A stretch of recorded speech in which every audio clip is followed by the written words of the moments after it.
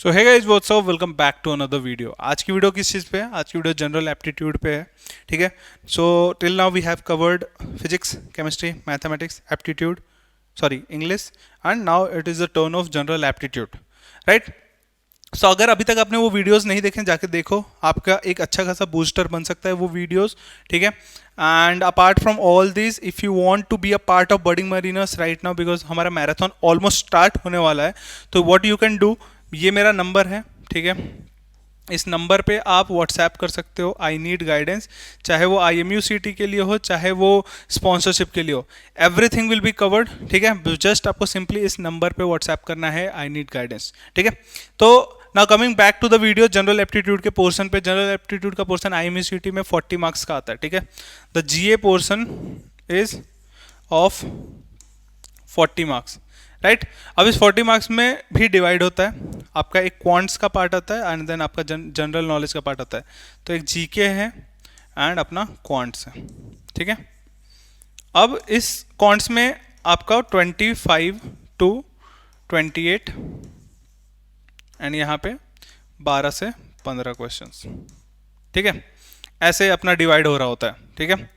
कभी GK ज़्यादा आ गया, कभी कॉन्ट्स 25 आ गया, कभी ये 28 आ गया, तो ये 12 आ गया। ऐसे करके अपना 40 क्वेश्चन जो होता है वो डिवाइड होता है। एंड वो आपको तो पता ही होगा बेसिक कि 40 मार्क्स एप्टीट्यूड के होते हैं एंड ईजिली डूएबल होता है। ठीक है। क्यों ईजिली डूएबल होता है? मेरे टाइम पे जो सिलेबस था aptitude in 2019 when I gave, so I studied everything. ठीक है। नंबर एंड सीरीज पढ़ा था मैं, ये अपनी बर्डिंग मरीनर्स की मॉड्यूल यूज कर रहा हूँ। You can go for this, you can go for IMUCT 200, everything is going to help you out. ठीक है।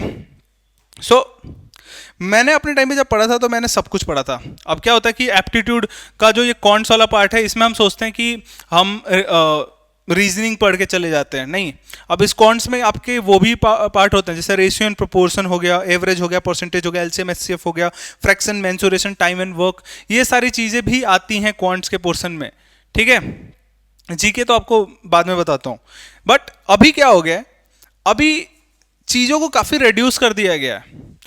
अभी क्वांट्स का मतलब इन IMUCT जब जनरल एप्टीट्यूड वो लिखते हैं, उसका मतलब मोर और लेस रीजनिंग हो गया है। रीजनिंग क्यों? क्योंकि पिछले मैं 2-3 साल से पेपर देख रहा हूं, जो क्वांट्स वाला पोर्शन है उसमें मोस्ट ऑफ द क्वेश्चंस क्या रह रहा है? रीजनिंग। ठीक है। Most of the question reasoning आ रहा है, राइट। रीजनिंग में भी कैसे? Number and letter series, number and letter series भर भर के आ रही है, distance and direction, analogy, right. ऐसे क्वेश्चंस आपको ज्यादा मिल रहे हैं, ब्लड एंड रिलेशन आपको ज्यादा मिल रहा है, कोडिंग एंड डिकोडिंग आपको ज्यादा मिल रहा है। तो ऐसे क्वेश्चंस आपको ज्यादा मिल रहे हैं। कंपेरेटिवली आपका रेशियो एंड प्रोपोर्शन होना चाहिए, प्रॉफिट लॉस होना चाहिए, स्पीड डिस्टेंस टाइम होना चाहिए, परसेंटेज होना चाहिए। तो इसलिए, बट ये सिलेबस में मैंने इसलिए इंक्लूड करके रखा है ताकि आपके लिए it has to be easy, कि आप पढ़ के सब जा रहे हो, बट आप भले ही रीजनिंग रहा है तो it is good for you only कि आप सब पढ़ के आए थे एंड ये हो गया। वरना आपके साथ भी नीट PG 2025, नीट UG 2025 जैसा सीन हो जाएगा, आप पढ़ के ईजी गए एंड एप्टीट्यूड ने ही आपकी आके गेम बजा दी, राइट। सो क्या क्या है अपने पास? रीजनिंग का तो पूरा पोर्शन होगा। ठीक है। सबसे पहले रीजनिंग है अपने पास। दूसरा रेशियो एंड प्रोपोर्शन। क्वेश्चंस का लेवल इजी है, बट क्या करें, अब आता है तो आता है। ठीक है। Then we have speed, distance and time, वही जो 3 फॉर्मूले हैं, स्पीड, डिस्टेंस, टाइम, उसी पे क्वेश्चंस आते हैं। Then what do we have? Profit and loss. Then what do we have? Average. Then what do we have? Percentage. ठीक है। इसके बाद LCM HCF है। उसके अलावा अपने पास क्या है? फ्रैक्शन है, मेंसुरेशन है, and last but not the least, time and work. ठीक है। Time and work. मुझे आज भी याद है जब मैं 2019 में गया था एप्टीट्यूड वाला एग्जामिनेशन में, जब मैं बैठा था तब टाइम एंड वर्क के क्वेश्चन ने मुझे परेशान किया था, क्योंकि ये वाला पोर्शन थोड़ा सा वीक था मेरा। But you guys can do a lot better in this, ठीक है, क्योंकि अभी आपको पता है। तो रीजनिंग आपको करना ही करना है, ratio, proportion, speed, distance, time, ये जो चैप्टर्स हैं इनके सारे फॉर्मूले के सीट आपके पास होना चाहिए। किन के 5 पेज में सारे फॉर्मूले आ जाएंगे, एग्जाम के दिन पहले घुमा लेना, ठीक है। इसके अलावा what can save you, hell lot of practice of aptitude के क्वेश्चंस। कहाँ मिलेंगे? किताब में मिलेंगे। कैसे क्वेश्चंस होते हैं? नंबर सीरीज के क्वेश्चन बहुत इजी हो जाएंगे। आपको बहुत सिंपल एग्जांपल दूं तो ऐसा होगा कि 2 4 6 dot dot dot dot dot क्या होगा, ऑब्वियसली 8 होगा। तो ऐसे भी क्वेश्चन आपको मिल सकते हैं, या फिर स्क्वायर वाले मिल जाएंगे, 2 का स्क्वायर, 3 का स्क्वायर, 4 का स्क्वायर, 5 का स्क्वायर। तो ऐसे लेवल के क्वेश्चंस आपको मिलते हैं यहाँ पे। क्वेश्चंस इजी हैं एप्टीट्यूड में। You guys can use the calculator as well to speed up थोड़ा सा, वरना फंसे रह जाओगे। 40 मार्क्स के हैं ना पूरे, 40 में आपको कितने टाइम में करना है इसको?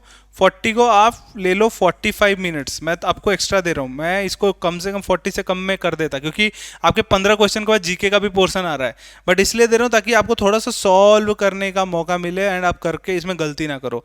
बिकॉज इंग्लिश एंड एप्टीट्यूड मिलाओगे तो आपका पूरा बन रहा है टोटल 80 मार्क्स, राइट? पूरे 80 मार्क्स बन रहे हैं। 80 को अपने को 80 में से 70 करना ही करना है, या 80 में से 80 करना ही करना है, वरना हमारा रैंक में बहुत बड़ा दिक्कत आ जाएगा, राइट? जितने भी टॉपर, जितने एक सर्टेन लेवल तक प्रिपरेशन कर चुके हो, try to maximise it till 80 out of 80, right? Okay, अब ये सब अपना एप्टीट्यूड का पोर्शन हो गया, ये सब तो हो गया अपना। कहाँ से प्रैक्टिस करोगे इन सबको? या तो ये किताब ले लो, या तो मैराथन में पार्टिसिपेट कर लो। मैराथन में अपन क्वेश्चन सॉल्व ही कर रहे हैं।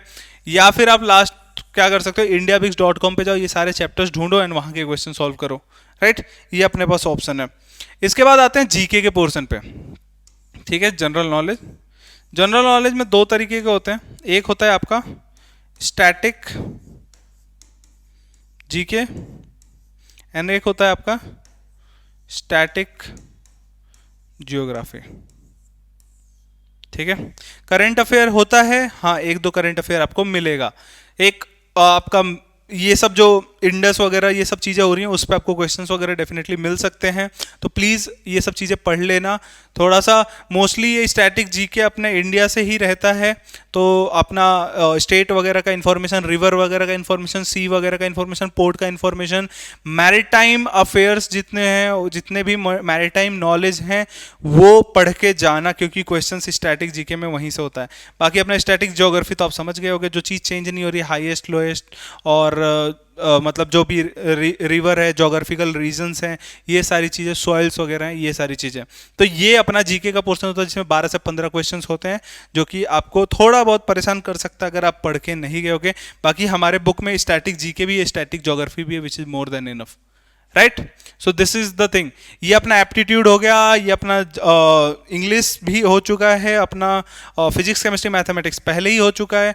तो होपफुली आपको एक ठीक ठाक हेल्प मिल गई होगी इस सीरीज से जो मैं लेके आया आपके लिए।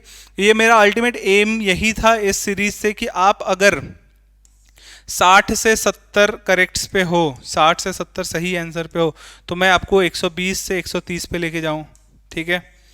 अगर आप 100 से 120 पे हो तो मैं आपको लेके जाऊं कहाँ पे? मैं 100 से 120 वाले को 150 से 160 पे लेके जाऊं, ठीक है। ये एम था, टू कितना हम मैक्सिमाइज कर सकते हैं। टाइप ऑफ क्वेश्चंस आपको बता दिया, कहाँ से पढ़ना है ये बता दिया।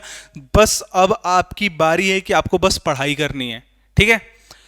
एग्जाम बहुत नजदीक है, थोड़ी सी भी मस्ती मत करो। अगर मस्ती करोगे तो क्यों मैं बार बार ये चीज बोल रहा हूं, क्योंकि अगर आप IMU CT 2025 में फेल होते हो तो आप सीधा जाओगे अगले साल अगस्त 2026 में।